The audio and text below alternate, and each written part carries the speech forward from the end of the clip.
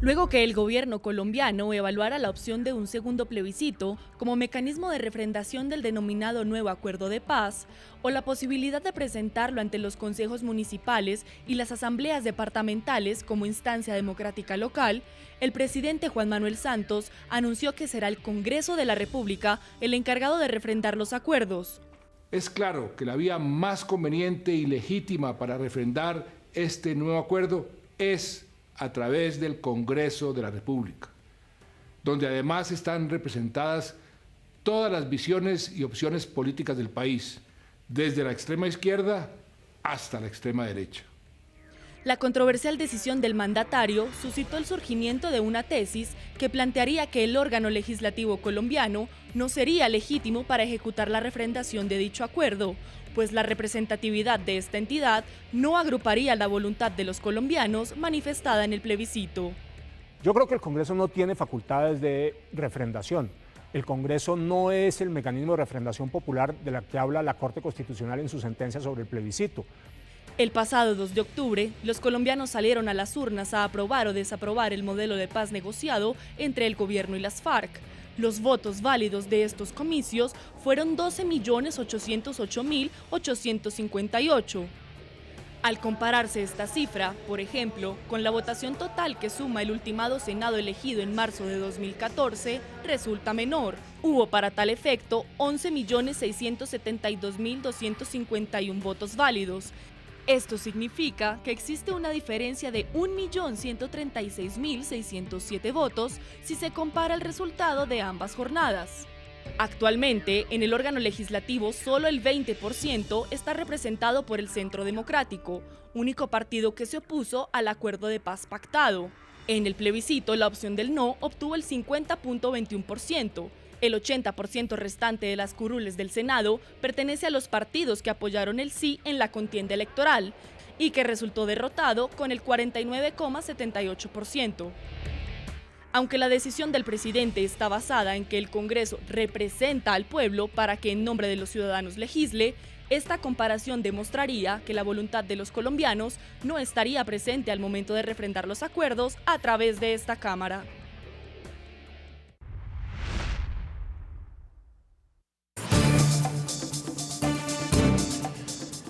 Hasta ahora integramos en Bogotá, Colombia, a Álvaro Uribe Vélez, expresidente de Colombia y senador por el Partido Centro Democrático. Bienvenido al programa de la noche.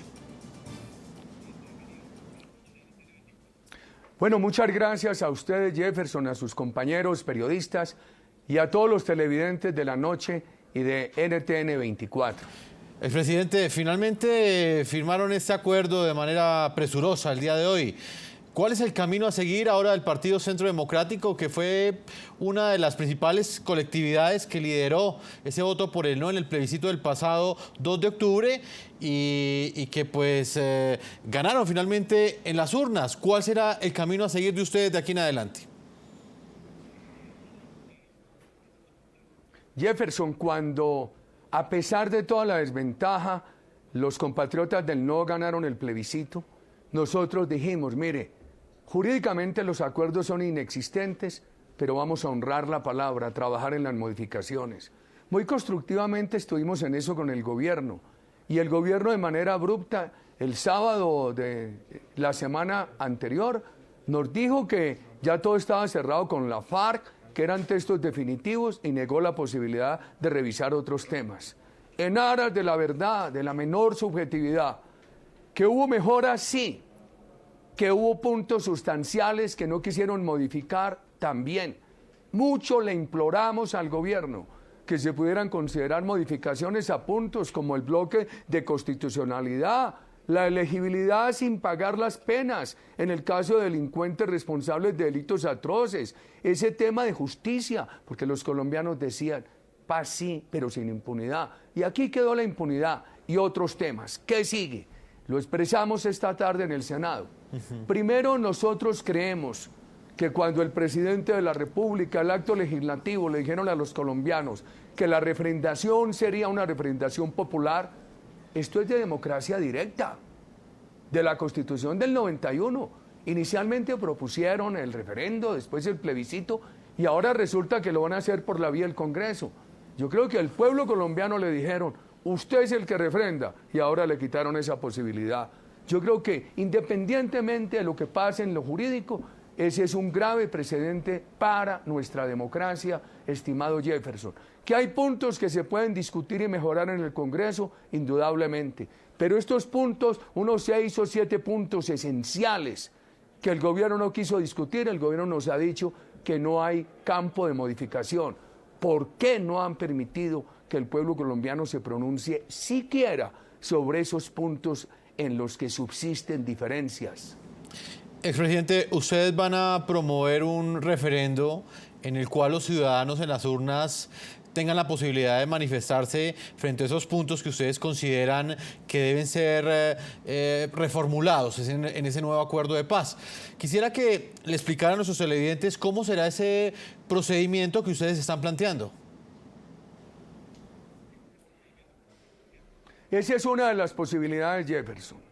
Una de las posibilidades es que, y se lo vamos a proponer a los compatriotas del no, a los voceros que participaron en ese tema, la opción de un referendo de firmas, reducido a unos pocos puntos donde subsisten diferencias, para que se tramite apelando directamente al pueblo colombiano.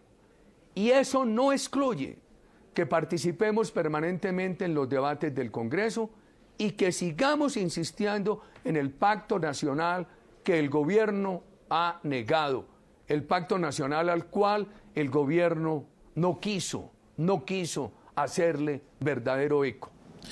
Expresidente, en el primer bloque le preguntaba al representante Rodrigo Lara sobre su análisis de lo que queda para la historia hoy tras la firma de este acuerdo. A su juicio, ¿qué queda para la historia hoy tras la firma de este acuerdo y tras todo lo que ha sucedido en las últimas semanas en Colombia?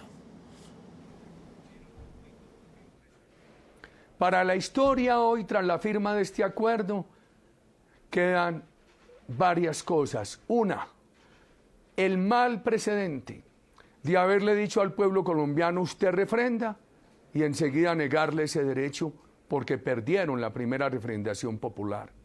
¿Qué queda para la historia? Que el gobierno se apresuró a complacer a la FARC y evitó un gran pacto nacional. ¿Qué queda para la historia? El mal precedente de la impunidad, más otros problemas que se constituyen en mal ejemplo.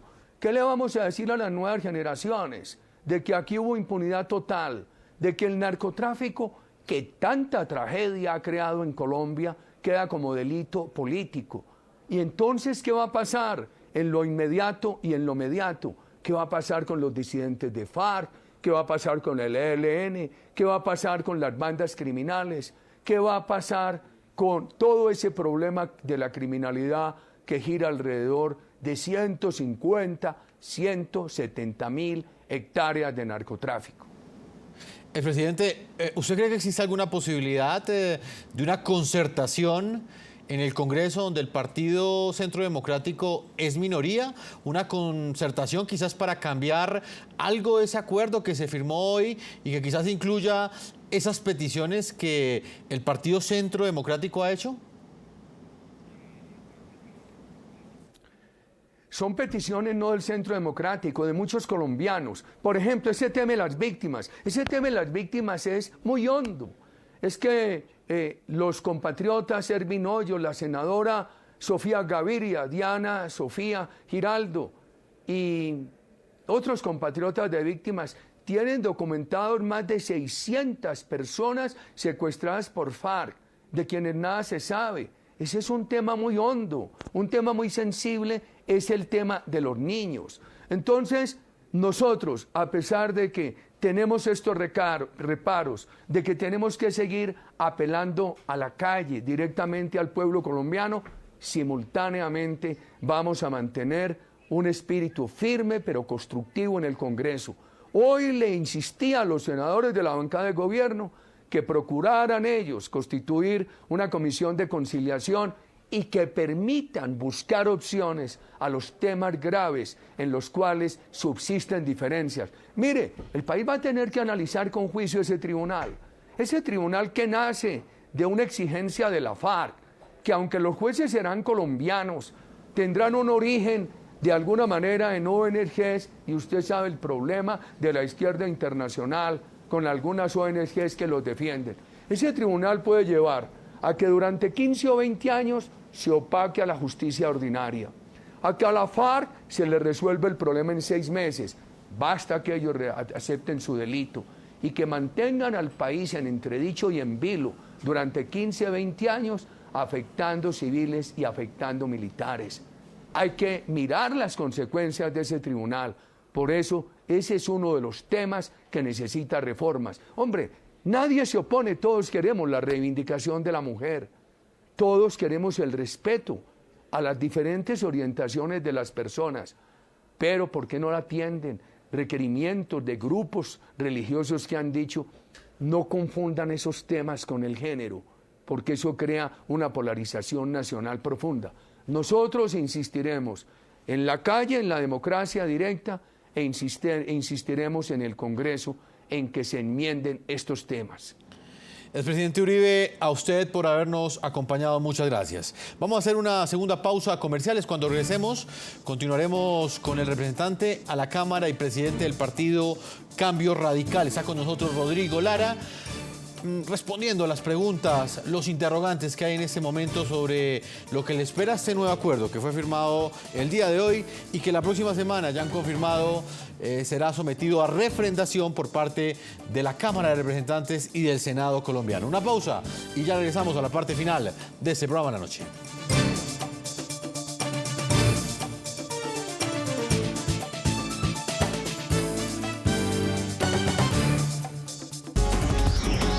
Ya regresamos con La Noche.